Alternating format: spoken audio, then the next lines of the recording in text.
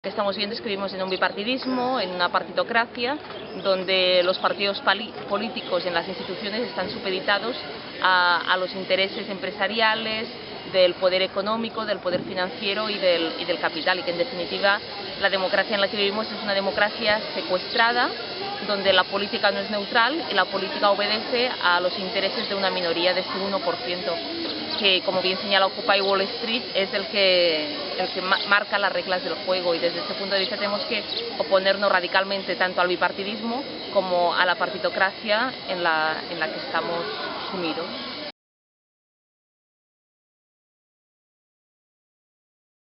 Bueno, yo creo que el problema no son tanto los partidos políticos, sino de qué partidos y organizaciones políticas hablamos. Está claro que si hablamos de los partidos políticos mayoritarios que gobiernan en las instituciones, son partidos políticos, como antes decíamos, supeditados a los intereses privados del capital, y hay un vínculo estrecho entre ambos, y la dinámica de puertas giratorias, los que hoy están en las instituciones, mañana están al frente de los consejos de administración de las principales empresas del país y viceversa. Evidentemente debemos de criticar estas organizaciones, estos partidos políticos, pero desde mi punto de vista también es necesario plantear y trabajar para construir otras organizaciones políticas anticapitalistas, radicales, consecuentes, antagónicas a las actuales, y que sean leales con las luchas y los movimientos sociales. Y en este sentido, en una sociedad futura, yo creo que también es útil, ¿no?, y es importante que existan organizaciones políticas, porque es un espacio más de organización, de expresión y de movilización política.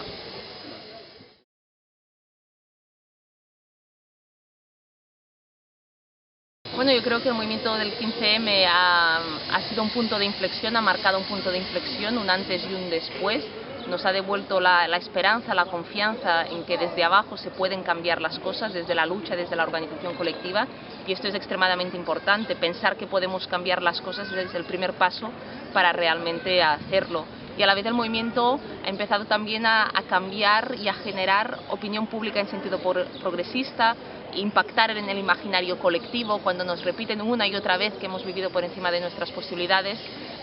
el movimiento ha creado un discurso contrahegemónico y dice: quien ha vivido por encima de sus posibilidades son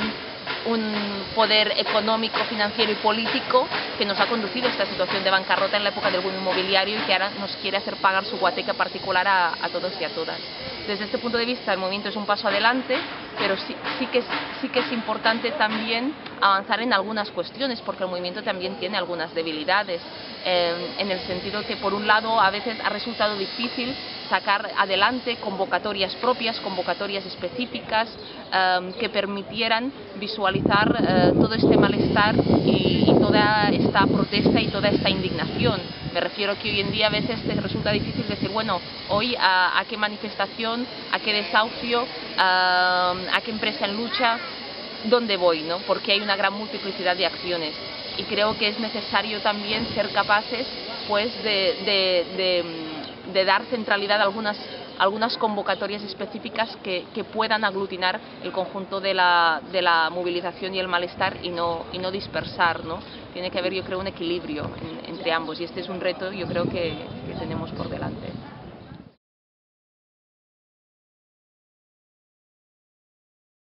Sí, yo creo que hay alternativas. Cuando el sistema nos repite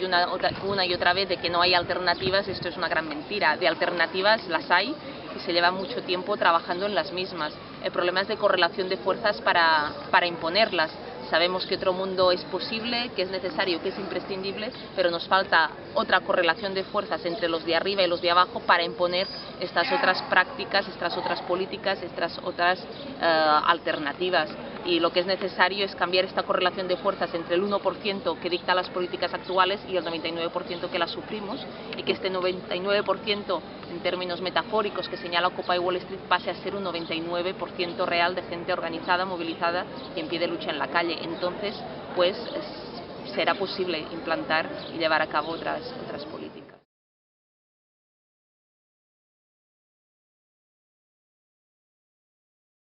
Está claro que existe otra alternativa y otra salida a la crisis. Lo que, como decíamos antes, no hay voluntad política, para llevar a cabo otra salida a la crisis que haga pagar la crisis a aquellos que nos han conducido a la misma. Hoy lo que vemos es que la crisis la paga el conjunto de la sociedad,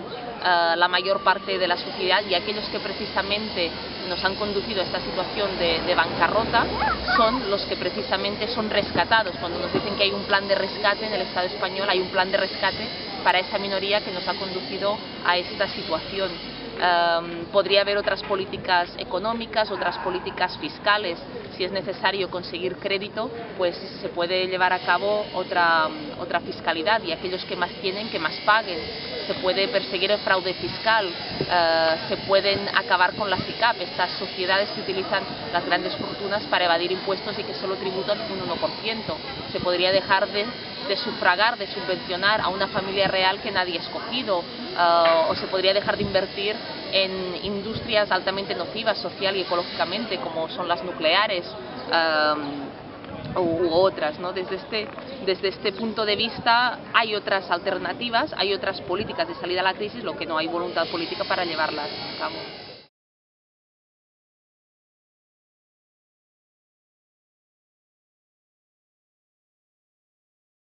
Bueno, con el libro Planeta Indignado ocupando el futuro, que hemos escrito Josep María Ententes y yo misma, intentamos plantear cuáles han sido las causas que han dado lugar a la emergencia de este movimiento de la indignación colectiva, como la profunda crisis económica y social ha hecho que finalmente la gente dijera basta y saliera a la calle, se movilizara, se indignara y mostrara ese malestar a través de la lucha, la acción y la ocupación de la calle y el espacio público. Y a la vez en el libro hemos señalado también los elementos que han caracterizado este movimiento del 15M, las intersecciones con otros movimientos sociales, los puntos de encuentro con el feminismo, con el ecologismo, con la lucha contra la deuda que nos quieren hacer pagar y es ilegítima y es ilegal y debemos de decir no a la misma. Y también planteamos todo aquello que ha conseguido el movimiento, porque a pesar que a menudo nos digan desde el establishment que no se ha conseguido nada, que luchar no sirve, esto es una farsa. Luchar sirve, es útil, y lo hemos visto con el 15M, con el paro de desahucios, y también lo hemos visto con el impacto que ha tenido en el imaginario la movilización. Y finalmente también en el libro planteamos las perspectivas futuras y los retos que tiene por delante en el movimiento, que por un lado consiste en hacer frente a la creciente represión y criminalización de la protesta, y a la vez también llevar esta indignación en los centros de trabajo, donde aún perdura de manera muy importante el miedo y la resignación, así como otros retos son de incorporar a nuestra agenda indignada de una manera mucho más central la perspectiva ecologista de lucha, así como la perspectiva feminista.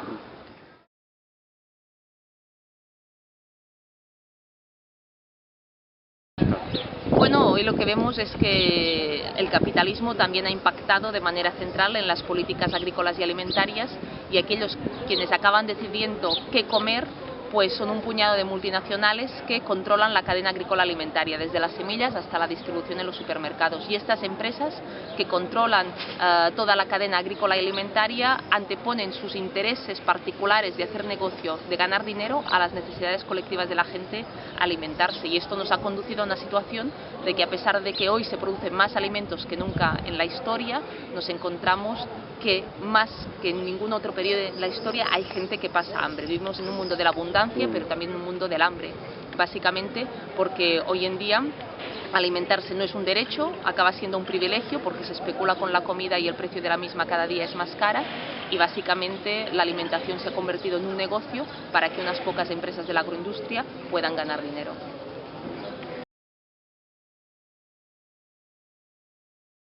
Bueno, detrás de las multinacionales hay el capital, hay la usura, hay el beneficio a corto plazo, el beneficio a costa de todos y de todo. Y por lo tanto, estas reglas del juego que imponen estas multinacionales como Monsanto, DuPont, Cargill, empresas que monopolizan las semillas, u otras como Kraft, Nestlé, Danone, o empresas en las que todos y todas a lo mejor vamos a comprar, como puede ser Carrefour, Alcampo, El Corte Inglés, Mercadona, Eroski. Todas estas empresas básicamente lo único que les interesa es ganar dinero, y esto hace que nos encontremos en esta situación de crisis alimentaria brutal, de que haya una crisis muy importante en el mundo rural, especialmente aquí en el Estado español. Tan solo el 5% de la población activa es campesina, los campesinos y campesinas desaparecen. Por lo tanto, ¿quién nos pone el plato de comida en la mesa si el campesinado desaparece? pues evidentemente quien acaba determinando aquello que comemos son estas empresas que monopolizan el sector. Y esto explica, ¿no?,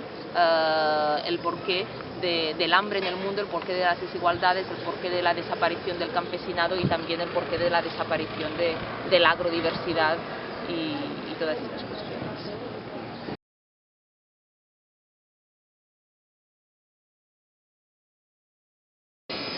Sí, es así. Por un lado, en las políticas agrícolas y alimentarias existe la misma connivencia y complicidad entre políticas y políticos y intereses privados y empresariales. Y por lo tanto, las políticas que rigen la agricultura y alimentación son políticas que benefician a estas empresas. Cuando analizamos, por ejemplo, la política agrícola comunitaria, la PAC, que subvenciona la agricultura en Europa, pues vemos que básicamente se acaba subvencionando a los grandes terratenientes, a las grandes empresas del sector, y vemos como grandes multinacionales son las primeras beneficiadas de la política agrícola comunitaria, y en cambio aquellos que trabajan, que cuidan la tierra, prácticamente no obtienen ningún tipo de beneficio o un porcentaje muy pequeño de estas subvenciones. Por lo tanto, vemos que hay esta complicidad y esto explica el por qué se privatizan las semillas y se hacen leyes que permiten la privatización de las semillas y ponen las semillas en manos de un puñado de multinacionales. Y hoy en día vemos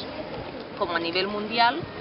10 multinacionales de las semillas controlan y han privatizado el 70% de las mismas. Y las semillas, que es lo primero que da la vida, que da la comida, pues son patrimonio de unas pocas multinacionales que tú ahora, para poder producir alimentos, tienes que pagar una patente a estas empresas. Por lo tanto, se busca privatizar la vida, privatizar lo vivo y privatizar aquello que da de comer.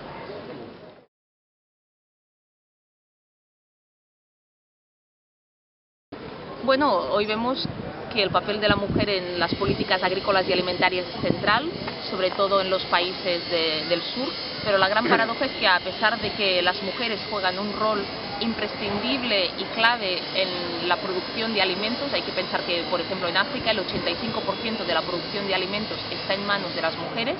como a pesar de esto son las mujeres y los niños y niñas las que más pasan hambre, y que la mayor parte del hambre crónica la padecen pues las mujeres y los niños y niñas. ¿Por qué pasa esto? Porque básicamente no solo vemos cómo el sistema capitalista impacta en el modelo agrícola y alimentario, sino también el sistema patriarcal, un sistema que invisibiliza, que menostiene el trabajo de las mujeres. Y las mujeres, a pesar de trabajar la tierra, pues no tienen acceso a la misma, no tienen la propiedad de los medios de producción. Hay que tener en cuenta que del total del crédito agrícola que se da a escala mundial, tan solo el 1% recae en manos de las mujeres, a pesar de ser las principales productoras. Por eso una perspectiva feminista es imprescindible a la hora de plantear alternativas al actual modelo agrícola y alimentario y reivindicarlo tanto en el sur como también en el norte, donde estas desigualdades también se dan y se producen.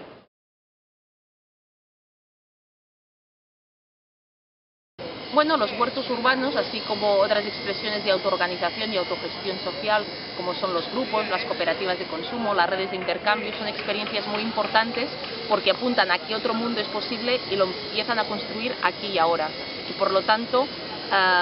apuntan a esta necesidad de recuperar la capacidad de decidir de los de abajo en las políticas agrícolas y alimentarias. Pero al mismo tiempo que construimos estas alternativas, que son muy importantes, que suman a gente, que demuestran que hay otras prácticas viables y posibles en la agricultura y en la alimentación, también es necesario plantear cambios políticos en lo que refiere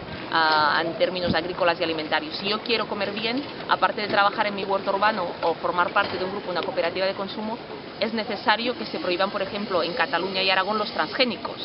que son los grandes paraísos de los transgénicos en toda Europa. Variedades de transgénicos prohibidas en países como Francia, Grecia, Austria, Alemania. Aquí se producen y se experimenta con los mismos. Si yo quiero comer bien, es necesario también que se prohíban los transgénicos, porque si no, tarde o temprano los transgénicos acaban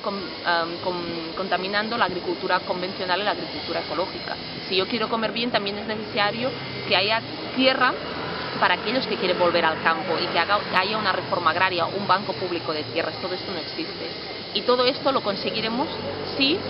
somos suficiente gente en la calle luchando, planteando alternativas, organizándonos en distintos ámbitos, cambiando la correlación de fuerzas que decíamos antes entre los de arriba y los de abajo. Por lo tanto, crear alternativas es imprescindible, pero a la vez también movilizarnos, luchar y ser cada vez más en la calle y también planteando alternativas políticas. Pues a la gente lo que le recomendaría es luchar y salir a la calle, que hoy estamos pagando una crisis que no es la nuestra, que como ha dicho el movimiento del 15M, esto no es una crisis, es una estafa, que esto no es una crisis, es el capitalismo, es esta lógica de la usura, la lógica del beneficio a costa de lo que sea, y que por lo tanto para cambiar las cosas y para no tener que pagar una crisis que es injusta, para